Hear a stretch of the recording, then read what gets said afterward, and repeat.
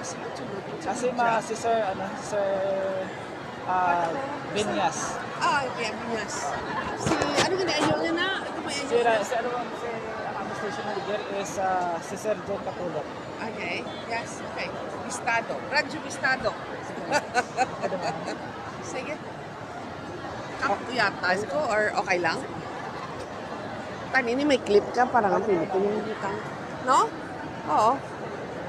Lapit-lapit yun eh. Mga kabistado, si papa, Vice Gov, Ting Garin, no? Ang isa sa mga consultant sa sining cash assistance, naghahatag sa sining DSWD information, mga kabistado, sa additional party list at the same time, no, sa office of the Vice Governor. Yes. Ma'am, good morning. Live ikaw sa Radyo Estado. Punto sa Kabistado Vincent Villar. Good morning, ma'am. Yes, good morning again sa Radyo Estado, kasutanan din, nagkatanaw sa buong, mayong aga din sa tananan.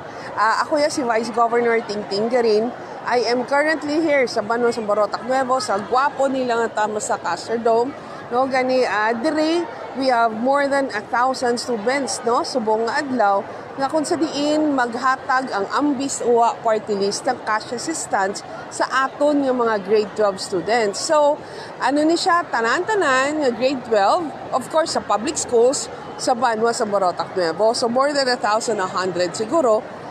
Ini programa sang Ambis Uwa nga maghatag sang assistance, no, sa aton manog-graduate na to nga kabataan, kaya ini sila puro grade 12 students. So, kada isa sa ila sini makabaton sila 2,000, no, subong nga adlaw, kagang amon gid nga pangabay sa kabataan nga ini nga igasto man nila sa maayo nga bagay nga para gid makabulig sa ila edukasyon. Ma'am, mga pila na kabanwa karon aton Sa subong, this is probably around damo na, no? Pero of course, subong adlaw, first nga banwa, pero we've been going around for the past few days, siguro mga kaunsi na nga banwa, no? Pero ang target kids ini actually is the whole province of Iloilo. So, sa iban mo, nga kami yan, way pangabaton, ulat-ulat lang mo, kaya hindi man kita kasarang, no? Amat-amat lang actually, this program will last from November, December, up to January pa. No, kay there are more than 36,000 students, the grade 12 students sa bilog nga probinsya. So, amat-amat lang, ang iban up to January pa. So, bali ma'am, exclusive lang sa grade 12 students na. Ano na? Sorry? Sa grade 12 students lang division. Grade 12 students lang gid. Kaya mula ng aton masarangan subong, no? Grade 12 students lang gid. So, ano ma'am, iya din sa nga program, ma'am? Well, this is a program of Ambis Uwa Party List, no?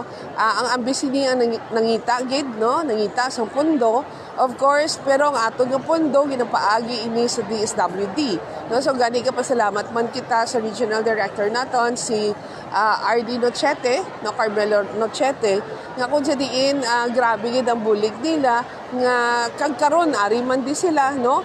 Nga sila mag-distribute sa aton mga assistance sa kabataan. So, again, of course, no, thank you sa DSWD, pero kapasalamat man ako, of course, kay Congressman Ferge Biron, kay Mayor, no, kay Mayor BJ naton, kag sa tanan-tanan nga nagbulig para magpatigayon tanan nga principal, school heads, hanggang kalalain nga high schools. Thank you so much.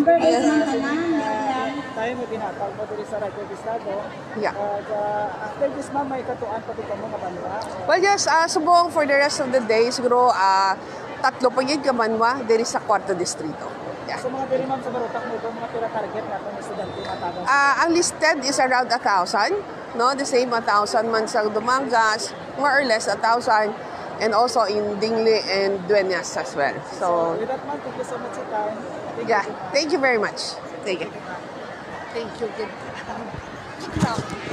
Okay, so nabatian natin mga kabistado si Vice Gov Kristen Garin, no, ang Vice Governor sa probinsya sang Iloilo, may kantanan sa sining financial assistance sa karon nga igahatag sa mga estudyante sang Barotac Nuevo, no. So based sa aton nga nabaton nga information from Barotac Nuevo, maga-proceed ang team ni Vice Gov sa area sang Dumangas, kag sa iban pa nga bahin sa kwarto distrito para mapanghatag sa sining cash assistance sa karon diri sa may Bugos mga kabyanan nga 4th District of Iloilo ang mga kabistado. So mangita tadi sang iban pagid nga mga officialis sa Banwa sang Barotac Nuevo, no, kung ano pagid ang ila sining nga mahambal may kantanan sa sining ginapatigayon karon nga sa cash assistance sang aton sini nga DSWD6. So amo ni karon ang sitwasyon, no, sa area mga kabistado. So as of now ay paman ka umpisa ang aton sining kuno nga pagpanghatag sa cash assistance sa mga kabistado sa aton sining DSWD6.